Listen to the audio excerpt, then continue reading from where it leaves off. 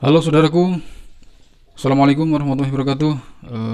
Masih bersama saya Iwan Kurniawan di sini membahas mengenai buku Profit Maker Arli Kurnia. Dan dalam pembahasan kali ini kita akan membahas bagaimana kita seharusnya bersikap kepada kompetitor. Jangan hobi memantau kompetitor yang sedang melaju pesat. Mengapa banyak peniru bisnis tetapi sulit untuk melebihi yang ditiru? Jawabannya adalah fokusnya yang salah.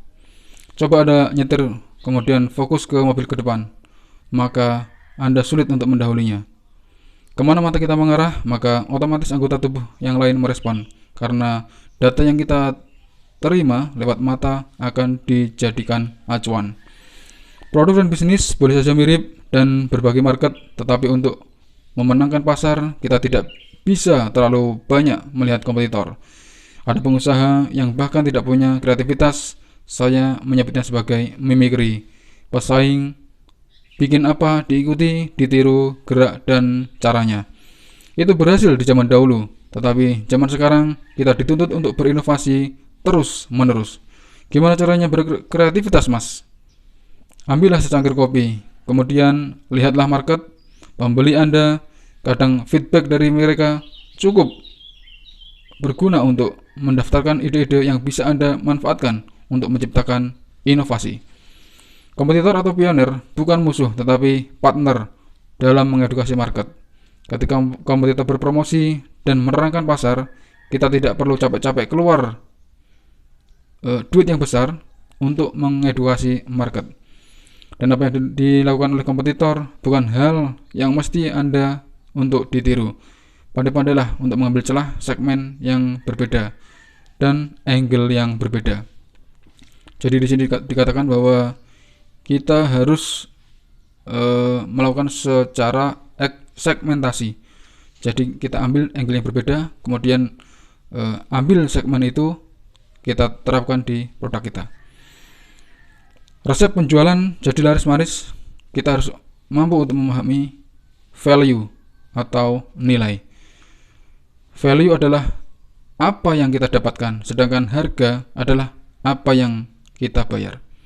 Nah, jika Anda membeli bakso semangkok seharga 15.000, ketika makan rasanya nggak enak, maka Anda merasa rugi karena berpikir 15.000 makan beginian, mending bikin Indomie di rumah.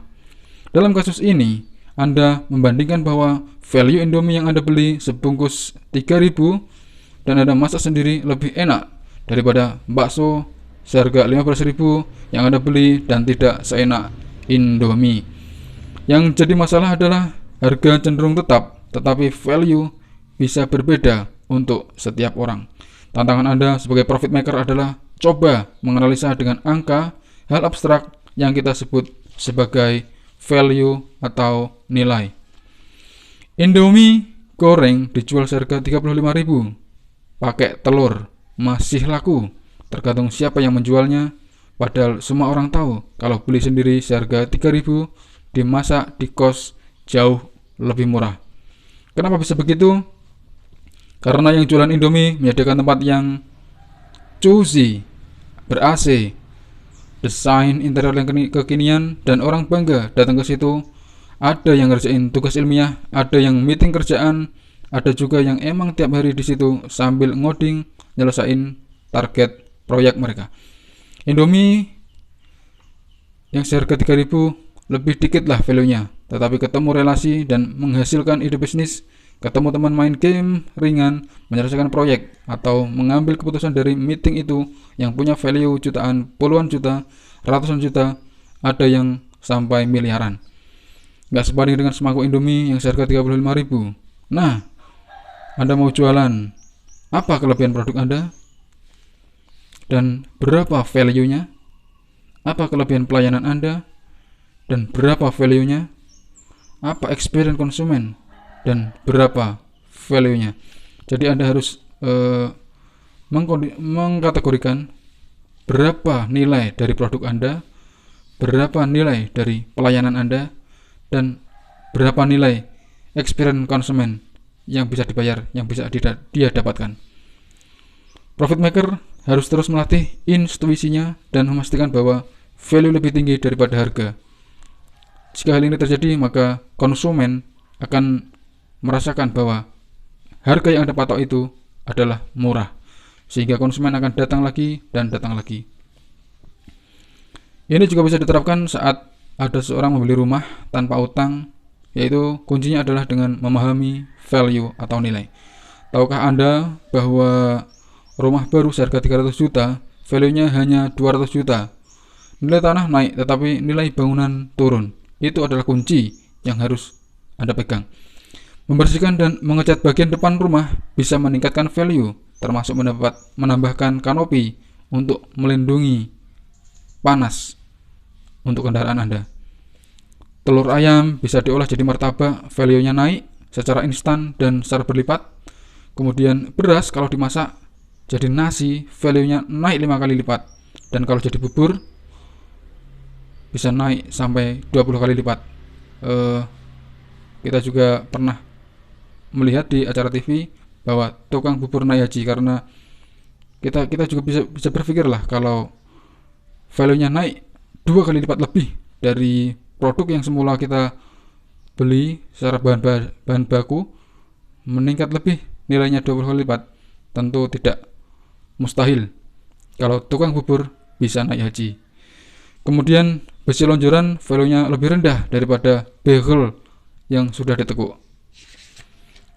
Kemudian selanjutnya adalah air di ember, value-nya lebih rendah daripada di gelas kristal, atau mungkin bisa diartikan sebagai gelas galon di Aqua, gelas galon di Le Mineral, dan lain-lain ya, produk-produk yang berada di pasaran tentunya. Nah, mungkin Anda berpikir gaji nggak mungkin bisa mengejar kenaikan harga tanah dan rumah. Saya paham, karena Anda nggak peduli akan hukum value yang terjadi di dunia ini. Kaos dengan tanda tangan artis pun value-nya meningkat. Nggak tahu kenapa, bahkan gambar coret-coret bisa dilelang sampai ratusan juta. Memang gaji minimum nggak bisa dibuat untuk membeli rumah secara cash atau tunai. Kalau Anda terus-terusan mikir beli rumah hanya dari penghasilan Anda saat ini, ya nggak akan bisa. Bukan nggak bisa beli rumah, tapi memang pikiran kita yang nggak mau berubah. Jadi mindset lah yang harus kita berubah terlebih dahulu, baru kemudian action yang mengikuti, begitu ya.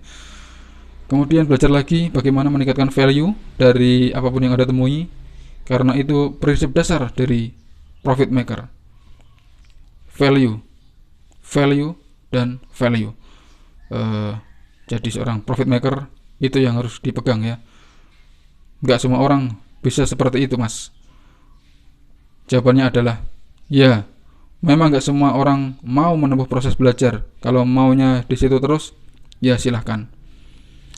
Jadi apa yang Anda lakukan adalah merupakan pilihan dari apa yang Anda pikirkan, begitu ya. Kemudian, tapi saya yakin sih kalau Anda mau belajar lebih lanjut lagi, dan kuncinya adalah belajar dan terus belajar. Oke, sampai di sini dulu video kali ini. Kita lanjut di video berikutnya insyaallah. Terima kasih telah menonton video sampai saat ini, dan jangan lupa untuk subscribe. Saya doakan semoga Allah senantiasa memberikan sehat, ilmu yang bermanfaat, rezeki yang berlipat, dan sukses dunia akhirat. Assalamualaikum warahmatullahi wabarakatuh.